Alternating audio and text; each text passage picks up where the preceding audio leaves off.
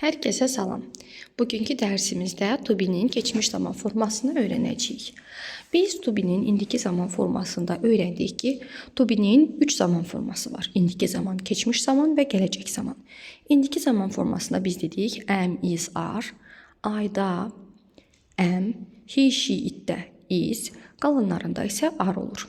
Yəni təklərlə is, cəmlərdən are, mən sözü ilə isə, I sözü ilə isə am olur. Gəlin görək, bəs keçmiş zamanda necə olur? To be'nin keçmiş zaman iki forması var. Was və cəm şəkildə olanda isə were. Tələffüzlərini mötərizədə yazmışam. Yazılışı W-A-sı, was və were. Gəlin görək, hansı şəxslərdən was və were olur. I'da, he'də, she'də və itdə was olur. Yəni belə deyə bilərik. Təklərlə, yəni bir nəfər şəxsdən, bir dənə əşya ilə, bir dənə heyvanla və yaxud da ki, bitki ilə was, cəmdə isə vidə, yuda, zeydə isə were işlədilir. İndiki zamandan bəzi dərsləri xatırlayaq. Məsələn, to be'nin indiki zaman formasında belə bir şeylər yazmışdıq. I am a teacher. Mən müəlliməm. You are a teacher. Sən müəllimsən. He is a teacher. O müəllimdir. She is a teacher və s. İndi isə cümlələrimizin tərcüməsi bu şəkildə olacaq. Mən müəllim idim. Sən müəllim idin. O müəllim idi. Biz müəllim idik. Siz müəllim idiniz. Onlar müəllim idilər. Yəni, was və tərcümə olaraq keçmiş zaman idi, idi kimi tərcümə olunur. Deməli, indi isə cümlələrə baxaq. Əvvəla tanış olaq keçmiş zamanın zaman zərfləri ilə. Nəyə görə bunları bilməliyik? Ona görə ki, biz cümlədə keçmiş zamanın zaman zərflərini görəndə cümlədə was və were ilə cavab verməliyik testimizdə. Tutaq ki, bir cümlə yazılıb və boşluq qoyulub. Biz bilmirik, əmizarla cavab verək, yoxsa was were yazaq, nə yazaq? Ona görə cümlədə zaman zərfinə baxırıq. Zaman zərfi isə adətən cümlənin ya ən başında, ya da ən sonunda gəlməlidir. Və biz zaman zərfini seçdikdən sonra bilirik ki, bu keçmiş zamana aiddir.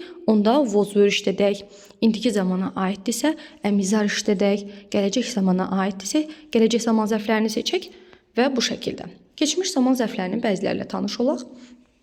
Yesterday, dünən, last day, keçən gün, last month, keçən ay, last year, keçən il. Gördüyümüz kimi last keçən deməkdir. Day, gün, months, ay, year, il. Bunların qarşısına last sözünü qoyuruq və söz birləşməsi düzəldirik. Keçən gün, keçən ay, keçən il. Ago sözü bir nömrəli keçmiş zamanın göstəricisini göstərən bir sözdür. Ago, əvvəl. An hour ago, bir saat əvvəl. One day ago, bir gün əvvəl. One week ago, bir həftə əvvəl. One month ago, bir ay əvvəl. One year ago, bir il əvvəl və s. Gəlin cümlələrə baxaq. David was a teacher 3 years ago. David 3 il əvvəl müəllim idi. David hal-hazırda müəllim olsa belə olar. David is a teacher. Orada keçmiş zaman zərfi işlənə bilməz. Amma was verirsə, deməli David 3 il əvvəl müəllim idi. Növbəti cümləyə baxıram. The children were happy 2 weeks ago. Uşaqlar 2 həftə əvvəl xoşbəxt idilər. Gördüyümüz kimi children, uşaqlar, kim? Onlar. Yəni Zeydi. Zeydə isə keçmiş zaman zərfi were olur. Daha doğrusu keçmiş zaman zərfi 2 weeks ago sözü var, 2 həftə əvvəl. Ona görə Zeyin xəbəri were olur. Ona görə də children sözü cəm olduğu üçün biz were seçirik. Növbəti suala baxıram. My books were old last year. Keçən il mənim kitablarım köhnə idilər. Books, kitablar, cəmdə olduğu üçün were, köhnə idilər. Last year sözü də keçən il. Sual verərkən was were cümlənin əvvəlinə keçir. Eyni ilə əmizarda olduğu kimi, inkarda isə was were-dən sonra not hissəciliyi artırılır. Cümləyə baxaq. Aydın was tired yesterday. Aydın dünən yorğun idi. Sual verəndə was cümlənin əvvəlinə keçdi. Was Aydın tired yesterday? Aydın dünən yorğun idi. İnkar verəndə isə was-dan sonra not artırıldı. Aydın was not tired yesterday. Deməli, dərsimiz to be'nin keçmiş zamanı. To be'nin keçmiş zamanının iki forması var. Was və were, təklərdən was, cəmlərdən were olur.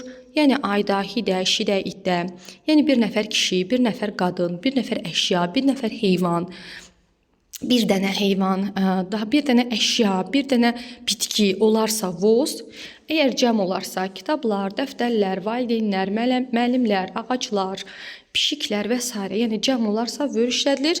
Zaman zərflərini isə bu şəkildə videonu donduraraq siz köçürə bilərsiniz dəftərinizə və oradan əzbərləyə bilərsiniz.